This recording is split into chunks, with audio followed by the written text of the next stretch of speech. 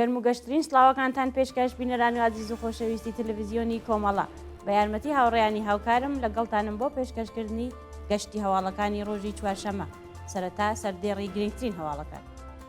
درێژەی بەڕۆچوونی مەراسمەکانی نۆرۆز لە کوردستان، وتنەوەی دروشمی دژ بە ڕژیم لە چوارشەمە سووری کرماشان، سەپاندنی 5 ساڵ زیندان بەسەر کۆڵبەرێکی خەڵکی مەریوان، برینداری 3 شەڕبانی یەکینەکانی پاراستنی شەنگال لەلایەن ئەرتەشی عێراقەوە و ڕێپێوان و وتنەوەی دروشم دژ بە ڕژیمی کۆماری ئیسلامی لە سەرانسەری ئێران.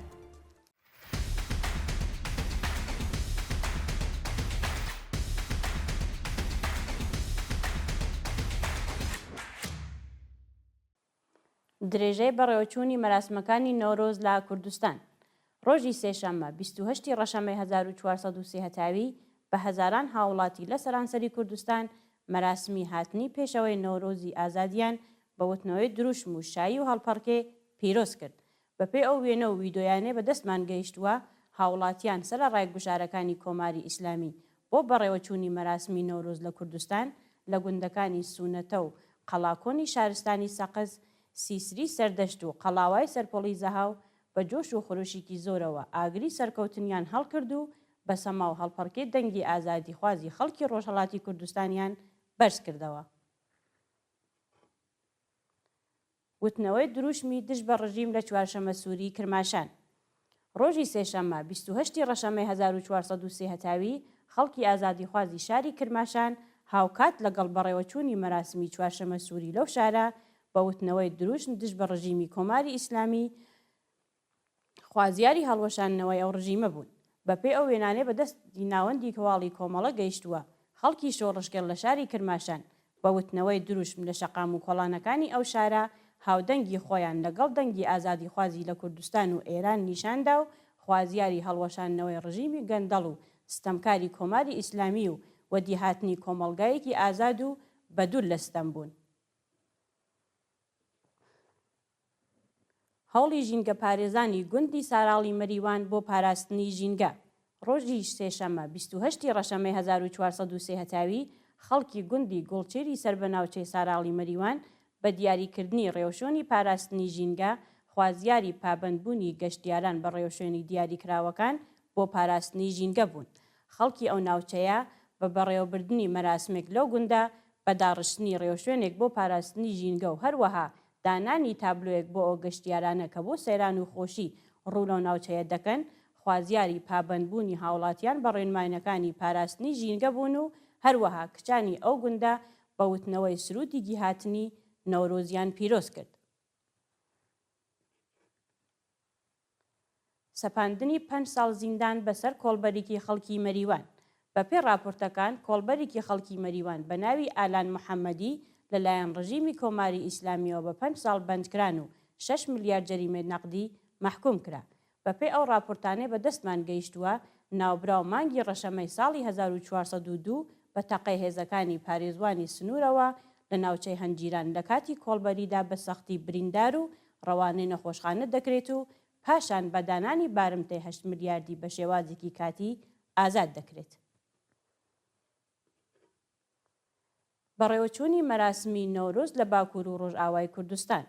ڕۆژی سێشەممە 28 ڕەشەمەی 1430 هەتاوی هاوڵاتیانی کورد لە شارەکانی باکوور و ڕۆژئاوای کوردستان بە وتنەوەی دروشم و هەڵکردنی ئاگر و مەشغەڵی سەرکەوتن هاتنی پێشەوەی نۆرۆزی ئازادی خوازیان پیرۆز کرد.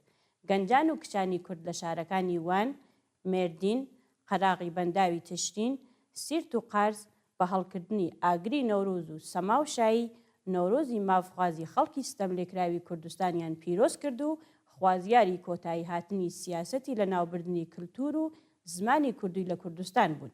بەشداربووانی مەراسمەکان بە وتنەوەی دروشمی ڕێبەرایەتی ئازاد و کۆمەڵگایەکی دموکراتیک خوازیاری بەردەوامی تێکۆشان تاکو وەدەستهێنانی مافی چارەنووسی خۆیان بوون.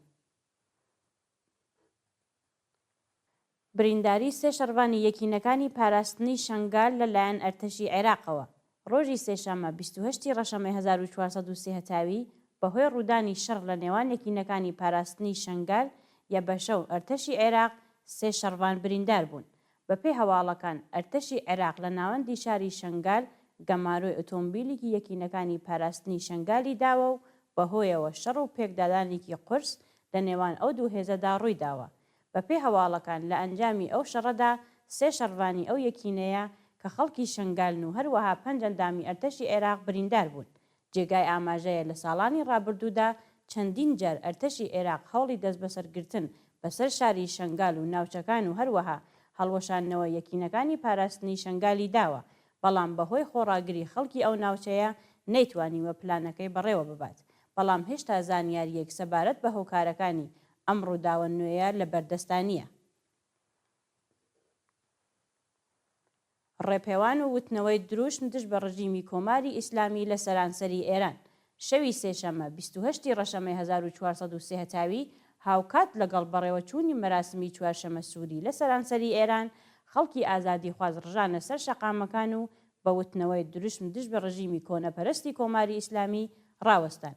بەپێی ئەو وێرانەی بەدەستمان گەیشتووە ژنان و لاوانی توێکۆشەر لە شارەکانی ڕەشت، ساوا، قشم و تاران بە وتنەوەی دروشم دیوان نووسی و هەروەها ڕێپێوان لە شەقام و کۆڵانەکانی شارە جیاوازەکانی ئێران خوازیاری هەڵوەشانەوەی ڕژیمی ستەمکاری کۆماری ئیسلامی بوون. خەڵکی شۆڕشکرد بە نووسینی دروشمی مەرگ و نەمان بۆ کۆماری ئیسلامی، مەرگ و نەمان بۆ خامنەیی و هەروەها مەرگ و نەمان بۆ وەلایەتی فەقیە ناوەندی ڕژیمیان کرد بە ئامانج و خوازیاری سەردانی سزادانی تاوانبارانی دژ بە مرۆڤایەتی لە نێو ئەو ڕژیمەدا بوون. سووتاندنی پەتی سێدارە لەلایەن نەرگز محەممەدی لە بەردەم بەندیخانەی ئێڤین شەوی سێشەمە 28 ڕەشەمەی 1403 هەتاوی نەرگس محەممەدی چالاکی مافی مرۆڤ و براوەی خەڵاتی ئاشتی نۆبێل بە سووتاندنی پەتی سێدارە لە بەردەم بەندیخانەی ئێڤین خوازیاری هەڵوەشاندنەوەی حکمی سزای سێدارەی هەموو بەندکراوان بوو. ناوبراو بە بڵاوکردنی ڤیدۆیەک لە تۆڕە کۆمەڵایەتیەکان جەختی لەسەر بەردەوامی خەبات تاکو هەڵوەشاندنەوەی ڕژیمی کۆماری ئیسلامی کردەوە و بە دەنگێکی بەرزەوە وتی ئێمە تاکو هەڵوەشاندنەوەی ڕژیمی پەت و سێدارەی کۆماری ئیسلامی و هەروەها ئازادی بەندکراوانی سیاسی و عەقیدەتی خەباتی خۆمان بەردەوام دەکەین و بەم شێوەیە بەتوندی پێشلکردنی مافی ئازادی خوازانی لە ئێران شەرمەزار کرد. کۆبوونەوەی ناڕەزایەتی خوازیارانی مەسکەن میلی لە قەزوین ڕۆژی سێشەمە 28 ڕەشەمەی 1403 هەتاوی خوازیارانی مەسکەن میلی لە شاری قەزوین دژ بە وەدینە هاتنی داخوازیەکانیان کۆبوونەوە ناڕەزایەتیان دەربڕی. بەشداربووانی ناڕەزایەتیەکە کە زۆربەیان لە چینی کرێکار و هەژاری کۆمەلگان ماوەی چەند مانگە دژ بە پێنەدانی ئەو خانوانە کە بەڵێنیان پێدراوە و هەروەها پارەکەیان کە پێشتر پەرداختکراوە ناڕەزایەتیان دەربڕیوە، بەڵام هێشتا لەلایەن بەرپرسانەوە وەڵامی داخوازیەکانیان نەدراوەتەوە. ناڕازیان خوازیاری پێدانی خانووەکان و هەروەها کۆتایی هێنان بە سیاسەتی بە پەراوێزخستنی چینی هەژار لە کۆمەلگا بوون. و دوایین هەواڵمان سەبارەتە بە کوشتنی ژنێک لەلایەن هاوسەرەکەیەوە لە گۆڵپایگان ڕۆژی سێشەمە 28 ڕەشەمەی 1403 هەتاوی ژنێک لەلایەن هاوسەرەکەیەوە بە بیانووی کێشەی خەیزانی و ناموسی لە شاری گۆڵپایگان سەر بە ئوستانی ئیسفەهان کوژرا. بەپێی راپۆرتەکان ژنێکی تەمەن 42 ساڵ و خاوەنی 2 منداڵ بە بیانووی کێشەی خەیزانی و ناموسی بە هێرشی هاوسەرەکەی بە چەقۆ گیانی لەدەستا.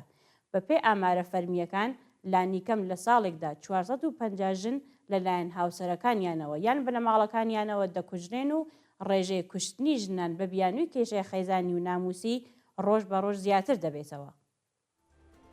بینەرانی عەزیز و خۆشەویست، هەواڵەکانتان پێشکەش کرا. هەر شاد بژین.